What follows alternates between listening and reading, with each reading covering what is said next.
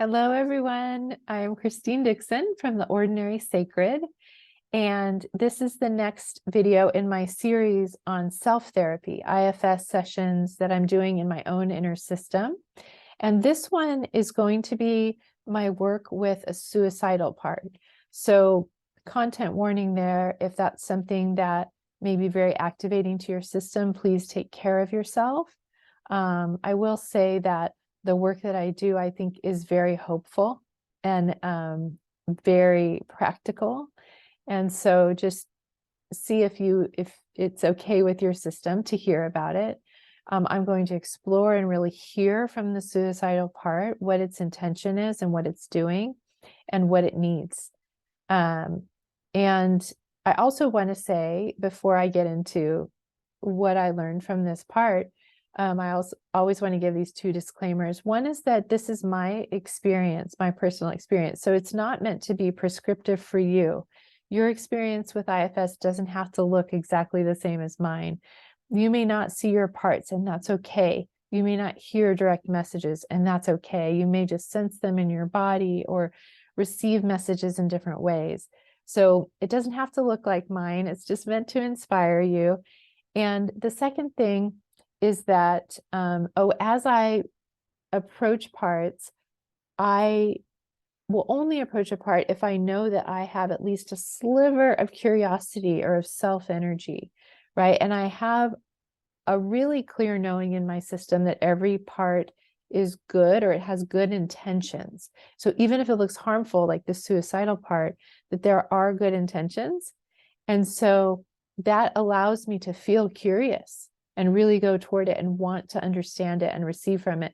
But if you are going towards your own parts and you have parts that block the way, maybe you're feeling judgmental toward the part, frustrated with the part, afraid of the part, you're feeling numb or disconnected or any of those things, you may need to ask those parts if they'll give you space or work with them to gain their trust before you can go to the target part.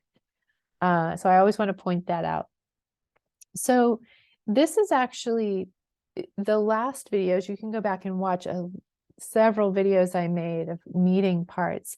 And in those instances, I wrote down as I was meeting with the part, what the part was saying and what was happening. This one, I did not do that, but it was such a significant experience, such a shift in my whole system, working with the suicidal part, that I really wanted to try to document what I remember from that encounter so that I can share it with you. And I also want to just say that the suicidal part was burdened at age 10, and was really quite present with me up until a few years ago when I unburdened it. And in my first marriage, where there was a lot of abuse and there was just a lot of activation of my system, that suicidal part was so incredibly active very, very frequently. And so I suffered a lot from this part between 10 and 45 or whatever the age was when I unburdened it. So a few years ago was the last time that this part was activated. And it happened to be, I was leading a group, and a member of the group afterward wrote me an email detailing all the things that they felt I had done wrong. And that was the trigger. That was the activation right there. They detailed every way that they felt that I was failing as a leader. And my system just spiraled. So what I realized later was that what happened was, some of you may know, my people-pleasing part, Cassandra, she felt devastated that I was not pleasing this person in front of me, and particularly that she couldn't predict it, right? Again, this really tapped into a deep wound. I'm going to make a video actually about Cassandra and my work with her next. But she had a deep wound of, I must please the person in front of me or I'm going to die, or they're going to die. And it was just very high stakes. And when she couldn't predict if she was pleasing the person and then got this feedback that she wasn't. She just felt devastated. And the exiles that she was protecting, their pain and their panic started coming up and overwhelming the system. And so this spiraled into feeling like I just needed to die, right? And so then some scared parts came on, lots of activation in my system, lots and lots of parts came up. So then looking back, this very quite helpful part that is a researcher felt very desperate and said, let's Google Dick Schwartz. At this point, I knew a little bit about IFS.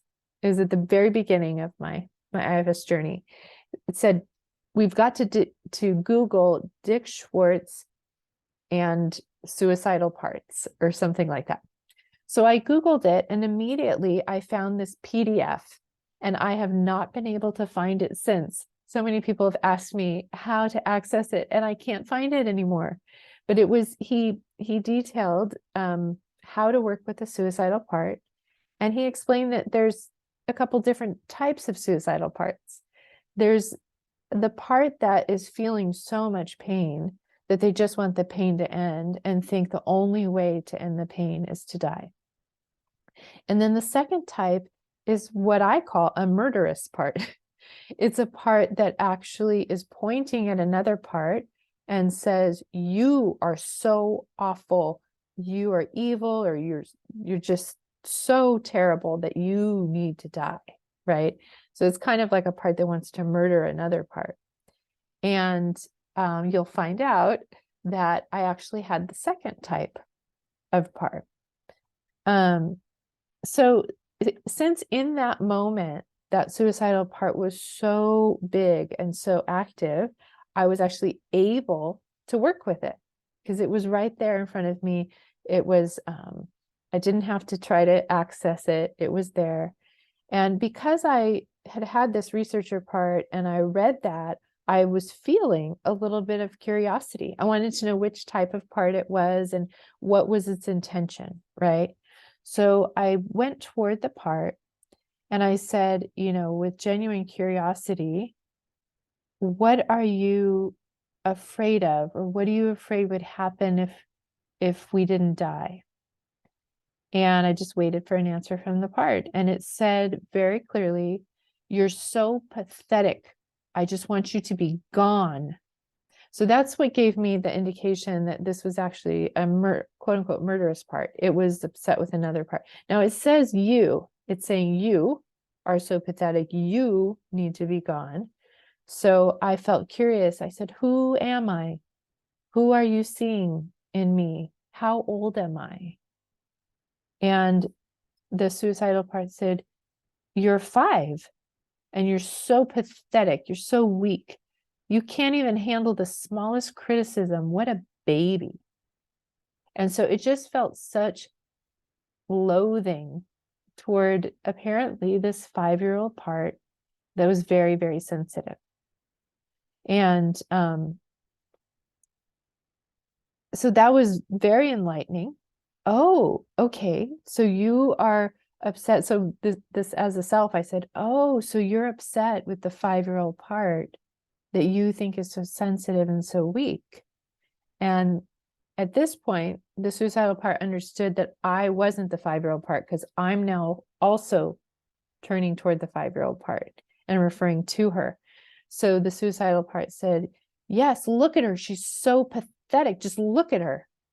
So that's when I said, I asked the 5-year-old to show herself to me. And I immediately saw myself at 5 in this blue dress, sitting on the kindergarten playground on this kind of bench type thing by the sand pit. And she had her head down and she was crying. Now, I immediately felt compassion toward her, but this other part clearly didn't, right?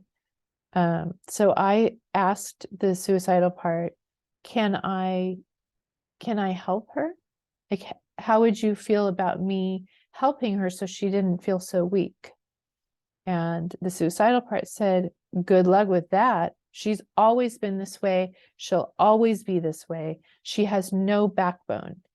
So I kind of got this sense that this part felt like the only way to get rid of this, or the only way to not be so sensitive and so pathetic, is just to get rid of the whole system.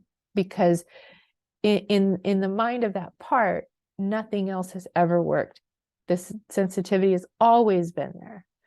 So it just felt very hopeless, I think. And so I, as the self, I asked the part, can I try to help her? Like, I get that nothing's ever helped her before. But what if I just try?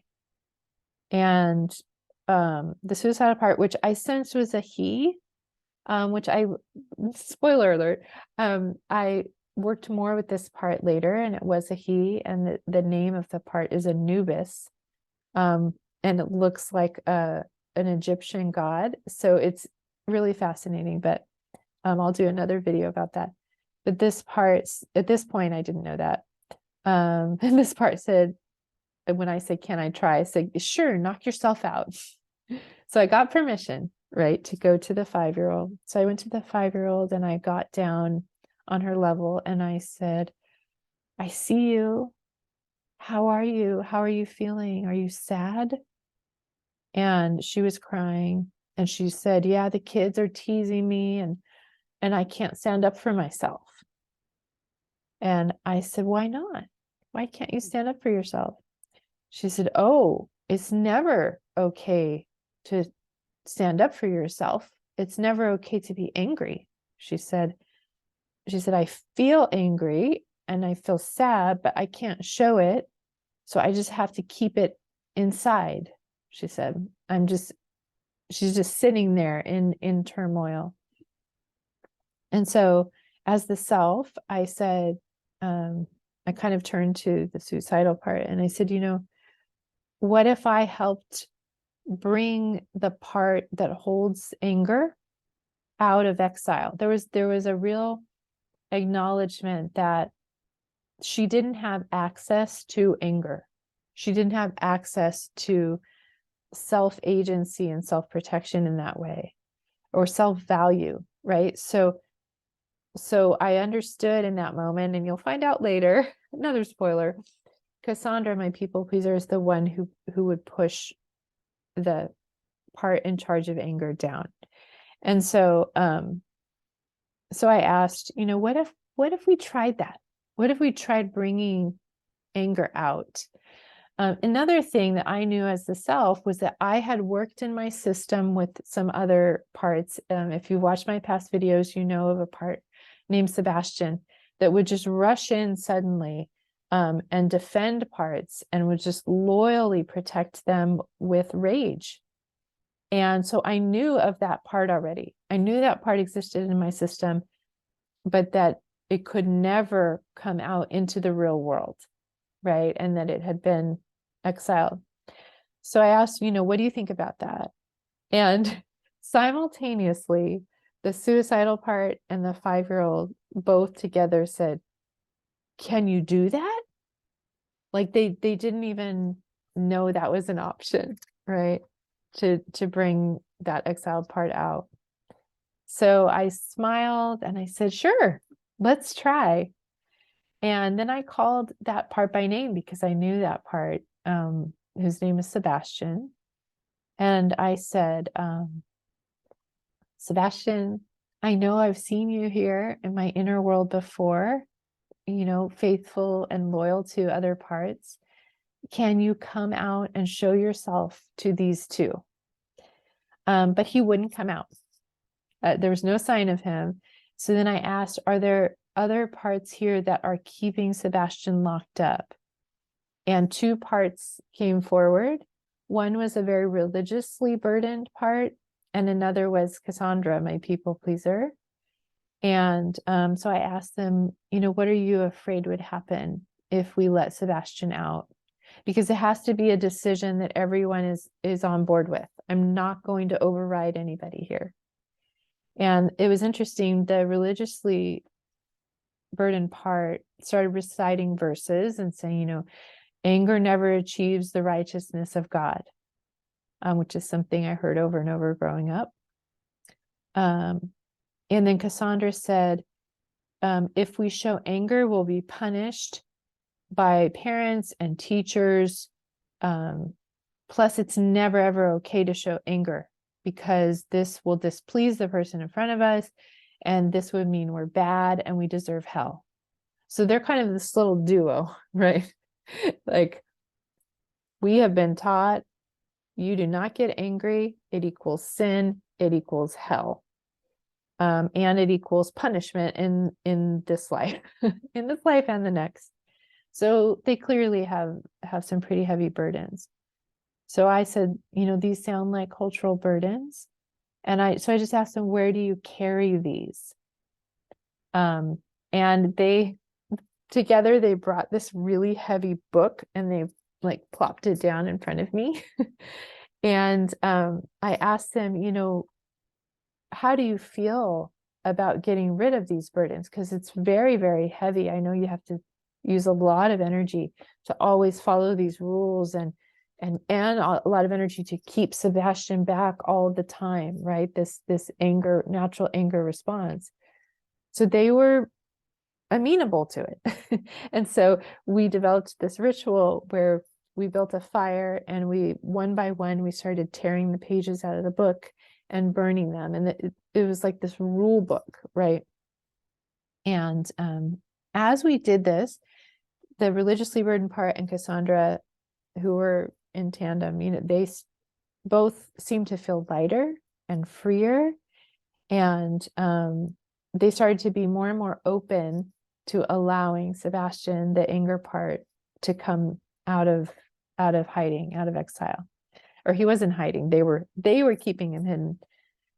So at that point, I said, okay, what if we invite anger, Sebastian, to be a fully fledged member of our family, that he doesn't have to hide anymore, and he can offer his strengths of self-value and self-agency to not only this 5-year-old, but to all the other young parts in the system. And all the parts agreed, and they were nodding and saying, yes, yes, yes, let's do this. So at that point, we did a ceremony in which we brought Sebastian out. He was kind of like carried, on the shoulders above everybody. And they were all chanting, for he's a jolly good fella. And it was this big celebration. And then we brought him to the front and gave him this red,